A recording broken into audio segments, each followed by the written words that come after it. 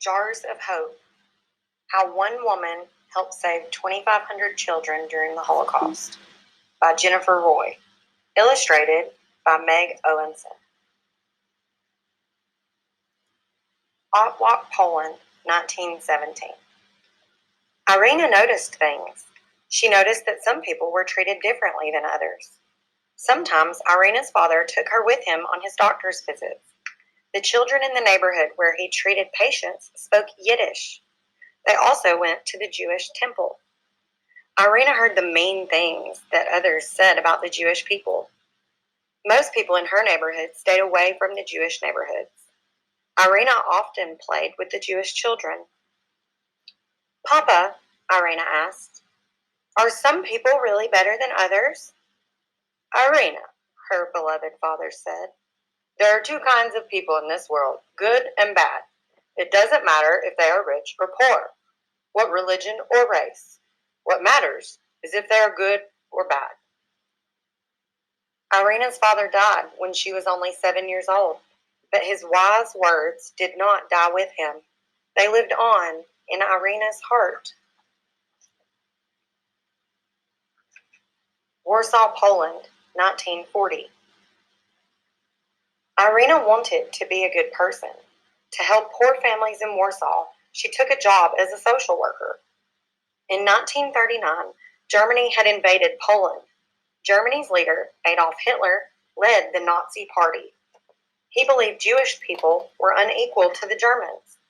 World War II had begun. "I'm here to give people vaccines," said Irina. She was entering the Warsaw Ghetto. By 1940, Germans had forced almost 500,000 Polish Jews to move into this space within the city. It was less than 2 square miles. A tall brick wall topped with barbed wire and shards of glass surrounded the ghetto. The Germans had told the Polish people a lie. They were not allowed to enter the ghetto because they'd catch diseases. "Go in," said the soldier. "We don't want sickness spreading outside these walls." Irina was frightened at first, but she had seen how badly the Nazis treated the Jews. She was worried about all of the people trapped in the ghetto simply because of their religion. "Miss, do you have any food?" a child called to Irina. "My baby is sick," a woman pleaded. "Can you please help?" There are so many people in need, thought Irina. What can one person do? Irina thought of something her father had told her. "When someone is drowning," he said, "give him your hand." The children are hurting the most, she decided. I have to give them a helping hand. Irina talked to friends she could trust. "We can sneak food and medicine into the ghetto," Irina told them, "if we are very careful." "It will be dangerous," said her friend Yaga Petrovsky. "If the Nazis catch us, they may kill us." "So will you do it?" Irina asked. "Of course," Yaga responded. Irina and her helpers bravely began sneaking food, medicine, and other aid into the ghetto. But soon their mission became more urgent and even more dangerous. Starting in July 1942, German soldiers forced more than 6,000 Jewish people per day into cattle cars on trains. The Jews had no idea where they were going. The trains took them to Treblinka, a place where the Nazis would put them to death. Irina organized. Irina had many helpers. One was a truck driver named Antony. He was allowed to drive the truck in and out of the ghettos.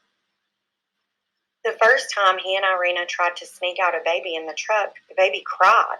The German soldiers at the gate almost caught them.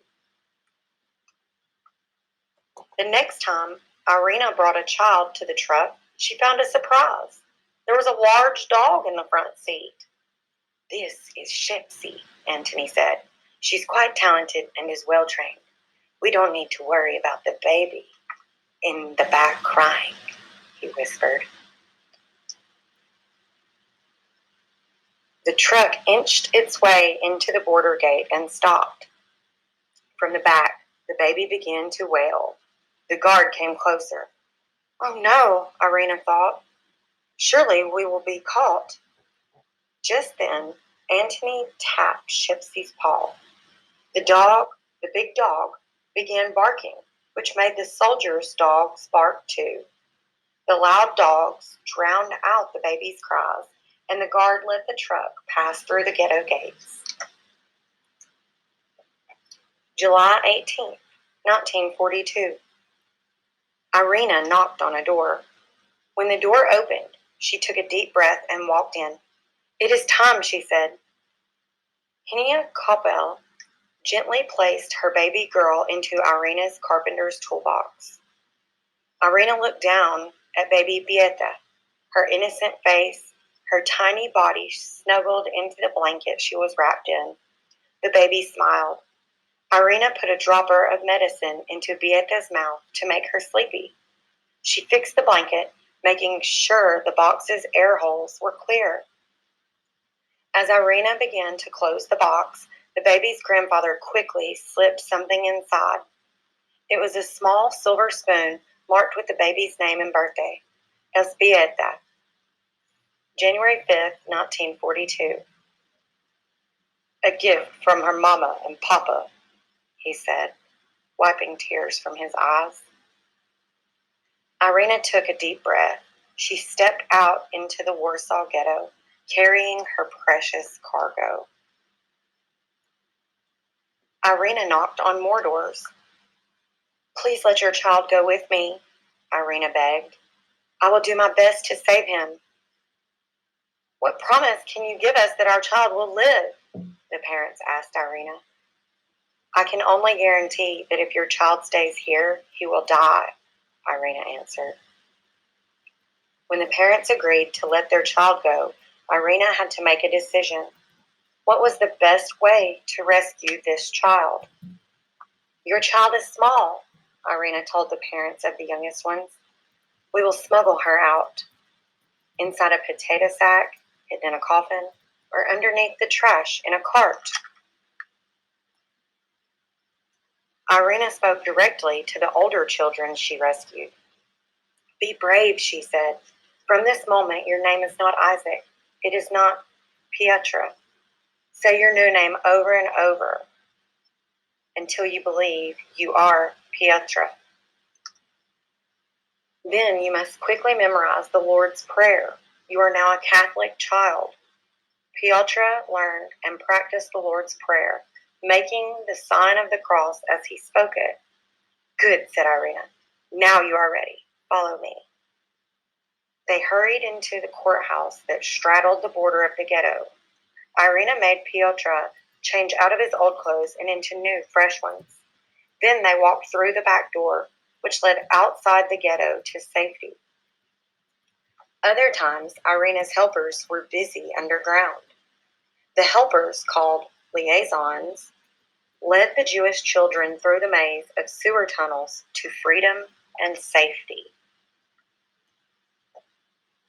November 1942.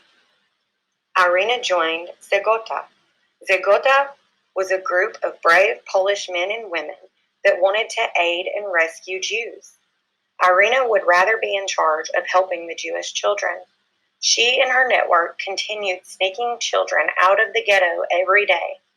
But where did the children go? Irina found many brave people to take in the children. There were foster families who agreed to keep the smaller children. Some children went to Polish orphanages.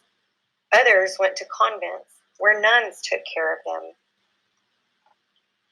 Everyone knew that if they were caught hiding a Jewish child, they would be put to death. But these courageous people risked their own lives to save the children. They knew it was the right thing to do. Irina kept records. Not only did Irina and her helpers rescue children, they made sure each child was safe and well cared for. Irina and her helpers delivered money, supplies, and food to the foster families who cared for the children. "The children are in good hands now," Irina Irina told her friend Yaga. But when the war ends, they will need to be reunited with their parents. I've been keeping lists of the children's real names along with their new names and where they are. Me too, said Yaga. If the Nazis find the lists, they may kill us and hunt down the children and their caregivers. Every child deserves to know her real name, Irina insisted, and the children's families will want to find them. But you are right. It is very dangerous, and we need to be careful. Irina's apartment, October 20th, 1943. Irina was caught. She always knew that saving children came with great risk. Her greatest fear was about to become very real. Bang, bang, bang! Open up, a man shouted, pounding on the door. It's the Gestapo, Irina whispered. Irina grabbed her lists and went to the window to throw them outside. But there were more secret police waiting out there. The building was surrounded. Bang, bang! Irina desperately tossed the list of names to Janina, a friend who was staying with her. Janina stuck the list under her arm, beneath her clothing. Then Irina opened the door. Gestapo police swarmed into the room. They tore apart Irina's home, but they did not find the list. They did, however, take Irina away. Paviak Prison, October 1943. Irina went to prison. Paviak Prison was a place where the Gestapo questioned and punished anyone who broke Nazi law. Tell us what you know about the Zagota, the Gestapo policeman demanded. I don't know anything, Irina replied. I'm just a social worker. The man lashed Irina's legs and feet, first with a whip, then with a strap, but Irina stayed silent. Irina's days were always the same. In prison, Irina worked 12 hours a day scrubbing laundry. Then she was questioned and beaten for not giving up the names of her Zagota friends. She got very little food. Hunger and pain kept her from getting a good night's sleep. Days turned into months. 3 months. Paviak Prison, January 1944. Irina's name was called. Irina Zindler, a guard yelled. Irina was pushed into a truck with other women crammed inside, and they were taken to Gestapo headquarters. We will be put to death, Irina thought. I am proud I did not give up any information. I am not afraid to die. Irina was pushed into a room and fell on her knees. An officer pulled her up and led her through a door. You are free, the officer said in Polish. Get out of here as fast as you can. Irina limped and stumbled on her damaged legs and feet down an alleyway. The sun came out from behind a cloud. Irina was blinded for a moment. She had not seen the sun for 100 days. Irina hid. Zagota had paid the officer a lot of money to free Irina, but now she had to go into hiding because the Nazis believed she was dead. Irina hid in friends' houses. For a few days, she even hid in the Warsaw Zoo, sleeping in a cage with baby foxes.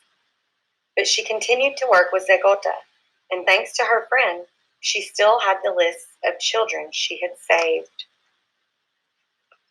Late summer 1944. Irina hid the lists. The Warsaw Uprising had begun. There was fighting in the streets. Irina wanted to make sure her lists would be safe, even if something happened to her. At midnight one night, she and Yaga tiptoed outside Yaga's house to the backyard. The friends dug into the hard ground with a knife and spoon. Irina lowered 3 jars into the hole and covered them with soil. The lists were safe. Jars of names, jars of hope. Afterward. After the war's end, Irina's lists were given to an organization that was helping connect survivors with their families.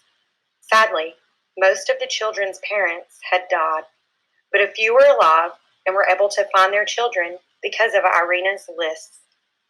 Some children learned of their real history and their parents' brave decision to give them up to save their lives. And still, others remembered Irina herself, courageous and comforting, leading them to freedom. Years later, people would ask, Irina, why did you do it? Why did you risk your life to save Jewish children? Under German occupation, Irina responded, I saw the Polish nation drowning, and those in the most difficult position were the Jews, and those who needed the most help were the children, so I had to help. On May 12, 2008, Irina was eating breakfast with her friend Beata. It was the same Beata who, as a baby, was carried out of the ghetto in a toolbox. The grown-up Beata had lost her parents in the war, but she still had the spoon to remember them by. Irina, now aged 98, was in a good mood, and the two friends chatted. Irina closed her eyes and peacefully died. Irina Sendler was honored by Yad Vashem, the Jewish people's living memorial to the Holocaust in Israel. She was presented with a medal inscribed with the words, Whosoever saves a single life saves an entire universe. Irina never thought of herself as a hero. Let me first say that I had many helpers, Irina said. The world should never forget them. It is not true that this was a heroic act, only a simple and natural need of the heart. Author's note. In 1999, a ninth grade student from Uniontown, Kansas, read a newspaper article about a Polish woman named Irina Sendler. Irina had saved more than 2,500 children from the Nazis. How come I've never heard of her before? Elizabeth wondered. She asked around. No one knew about Irina Sendler. With the help of her teacher, Mr. Connor, Elizabeth, and two other students, Megan Stewart and Sabrina Coons, wrote and performed a short play about Irina's heroic acts. Elizabeth, Megan, and Sabrina won prizes for their play. More students joined the original girls to perform the play and tell Irina's story. Elizabeth, Megan, and Sabrina also flew to Poland and met Irina Sendler. Although she was now elderly, she still had a twinkle in her eyes and the same love of children. Irina was living proof that the Holocaust was not just something you'd read in a history book. It was real, and it happened to real people. Like my Aunt Sylvia. How did no one ever hear about this? I thought, stunned as my aunt told the story of her childhood in the Lodz ghetto in Lodz, Poland. Like the girl in Kansas, I wanted to share the incredible story, so I wrote the book Yellow Star. Little Sivia, who grew up to be my Aunt Sylvia, was in a ghetto only 80 miles away from Irina Sendler. Although their stories are very different, they both kept something special in their hearts, even in the darkest times. Hope. Jennifer Roy, August 12, 2014.